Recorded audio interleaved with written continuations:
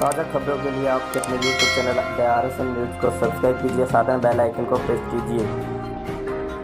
Corona के खिलाफ जंग में 8 मई को नई डिस्चार्ज पॉलिसी आने के बाद 15 दिन में रिकवरी रेट 10% से ज़्यादा बढ़ा है। सबसे प्रभावित 10 राज्यों में महाराष्ट्र सबसे कम, वहीं आंध्र प्रदेश में सबसे ज़्यादा।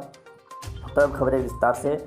8 मई को कोरोना संक्रमितों के लिए नई डिस्चार्ज पॉलिसी आई। इसमें बिना लक्षण वाले मरीज को 10 दिन में डिस्चार्ज करने का नियम बना दिया गया है। वहीं 30 जनवरी से 8 मई तक हमारे यहाँ रिकवरी रेट 29.3% था। उसके बाद 23 मई तक रिकवरी रेट बढ़कर 41.3% हो गया। नेक्स्ट 9 मई से लेकर 23 मई के बीच 68,759 मरीज आए और 35,244 मरीज ठीक हुए। अब तक देश में कुल 51,784 मरीज रिकवर हो चुके हैं। खबरें विस्तार से। देश में कोरोना संक्रमितों की संख्या लगातार बढ़ती ही जा रही है। अब तक 1.25 लाख से भी ज़्यादा लोग इससे संक्रमित हो चुके हैं। यह देश के लिए एक बढ़ता चिंता का विषय है, जबकि 3,500 से ज़्यादा लोग अपनी जान गंवा चुके हैं। हालांकि इन सब के बीच अभी भी अच्छी बात यह है कि हमारा रिकवरी रेट लगातार बढ़ता जा रहा है, जो कि अन्य देशों के तुलना में बहुत ही जल्दी हमारा रिकवरी रेट बढ़ रहा है।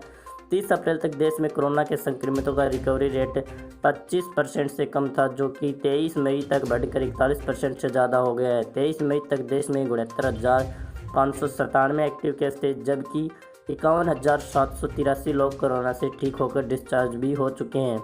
रिकवरी रेट बढ़ने का कारण नई डिस्चार्ज पॉलिसी को बताया जा रहा है। स्वास्थ्य मंत्रालय ने 8 मई को कोरोना संक्रमित को छुट्टी देने को लेकर नई डिस्चार्ज पॉलिसी जारी की। इसमें सिर्फ गंभीर मरीजों को ही डिस्चार्ज पहले कोरोना टेस्ट कराना जरूरी हो गया, जबकि ऐसे मरीज जो बिना लक्षण वाले हैं या अगर लक्षण है भी तो कुछ मामूली लक्षण दिखते हैं हल्के, तो ऐसे मरीजों को 10 दिन में बिना कोरोना टेस्ट के डिस्चार्ज किया जा सकता है, बशर्ते उन्हें 3 दिन तक बुखार ना आया हो। हालांकि ऐसे मरीजों को डिस्चार्ज करने के बाद 7 दिन तक होम आइसोलेशन में रहना जरूरी है। वहीं थोड़े गंभीर मरीजों को 10 दिन के बाद तभी डिस्चार्ज किया जाएगा जब उनका बुखार भर्ती होने के 3 दिन बाद ही उतर जाए, ऑक्सीजन सैचुरेशन लेवल बिना सपोर्ट के मेंटेन हो जाए। बिना लक्षण वाले कम गंभीर और थोड़े गंभीर मरीजों को डिस्चार्ज से पहले कोरोना की जांच के लिए होने वाला RT-PCR टेस्ट कराना जरूरी नहीं है। पहले टेस्ट नेगेटिव आने के बाद भी मरीज को 14 दिन निगरानी में रहना होता था। हालांकि पहले ऐसा होता था कि किसी मरीज का टेस्ट नेगेटिव आया है तभी भी उसे 14 दिन तक डॉक्टर की निगरानी में रहने के बाद ही डिस्चार्ज किया जाता था, और जिन मरीजों के टेस्ट रिपोर्ट पॉजिटिव आती है उन्हें डिस्चार्ज करने से पहले कोरोना टेस्ट कराना होता है तथा टेस्ट नेगेटिव आने पर ही डिस्चार्ज किया जाता है। पहले बिना लक्षण वाले कम गंभीर और ज़्यादा गंभीर मरीजों तीनों के लिए एक जैसा प्रोटोकॉल होता था।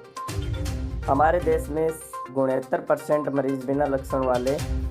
स्वास्थ्य मंत्रालय के आंकड़ों के मुताबिक देश में कोरोना के 69% मरीजों में किसी तरह के लक्षण नहीं थे, यानी इनमें कोरोना का कोई लक्षण नहीं था, लेकिन जब टेस्ट किया गया तो कोरोना पॉजिटिव आया। यह एक चिंता का विषय था। हालांकि यह आंकड़ा 1 महीना पुराना है, फिर भी देश में सबसे ज़्यादा मरीज बिना लक्षण वाले ही मिल रहे हैं। इसलिए सरकार ने ऐसे मरीजों को 10 दिन में डिस्चार्ज करने का फैसला लिया है। इसका एक कारण यह है कि ऐसे मरीज डिस्चार्ज होने के बाद कोरोना संक्रमण नहीं फैलाते।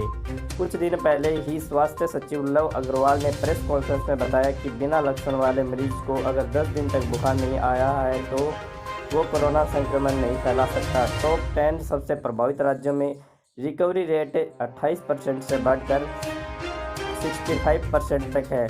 कोरोना से बुरी तरह प्रभावित 10 राज्यों में रिकवरी रेट बेहतर हो रहा है। आंकड़े बताते हैं कि उन 10 राज्यों में रिकवरी रेट 28% से लेकर 65% तक है। सबसे कम 28% रिकवरी रेट के साथ महाराष्ट्र टॉप में। वहीं यहाँ 23 मई तक 24,582 मरीज मिल चुके हैं, जिनमें से 12,583 ठीक होकर घर जा चुके हैं, जबकि सबसे ज़्यादा 65% रिकवरी रेट आंध्र प्रदेश में। यहाँ पर 2,667 कुल मरीज मिले थे, जिनमें से अब तक 1,721 ठीक हो चुके हैं। इस प्रकार आंध्र प्रदेश का रिकवरी रेट सबसे हाई, वही महाराष्ट्र सबसे चिंता का विषय बना हुआ है। तो अभी ताज़ा खबरों के लिए हमारे चैनल को सब्सक्राइब करें और साथ में बेल आइकन को प्रेस कर लीजिए।